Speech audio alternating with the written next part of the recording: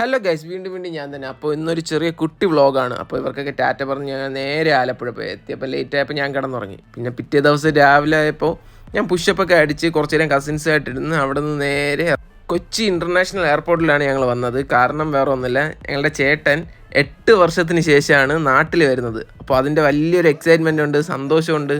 അങ്ങനെ ഞങ്ങളെല്ലാവരും ഒരുമിച്ചാണ് പോയത്. കസിൻസ് എല്ലാവരും ഒരുമിച്ചാണ് എയർപോർട്ടിലെ ചേട്ടനെ എടുക്കാൻ പോയത്. അവിടെ നിന്ന് നേരെ ഞങ്ങൾ വീട്ടിൽ വന്ന്. അവിടെ വീട്ടിൽ വന്നപ്പോൾ അതിനേക്കാളും കരച്ചിലും പിടിച്ചിലായിരുന്നു. എല്ലാവരും ഭയങ്കര സന്തോഷമായിരുന്നു, സന്തോഷത്തിൻ്റെ കരച്ചിലായിരുന്നു. അങ്ങനെ അച്ഛൻ കുറേ ദിവസം കഴിഞ്ഞ് വന്നുകൊണ്ട് തന്നെ അച്ഛൻ ഇഷ്ടപ്പെട്ട ഫുഡുകളാണ് ഒരുക്കി വെച്ചിരുന്നത്. അപ്പോൾ അച്ഛൻ കഴിച്ചിട്ട് കിടന്നുറങ്ങി. ആ ഗ്യാപ്പ് കിട്ടിയപ്പോൾ ഞങ്ങൾ വേറൊരു ചേട്ടനെ കാണാമെന്ന്. ചേട്ടനെന്ന് പറഞ്ഞാൽ ശരിക്കും പള്ളിയിൽ അച്ഛനാണ്, പക്ഷേ ഞങ്ങളുടെ സ്വന്തം ചേട്ടനും കൂടെയാണ്, കസിൻ ബ്രദർ കൂടെയാണ്.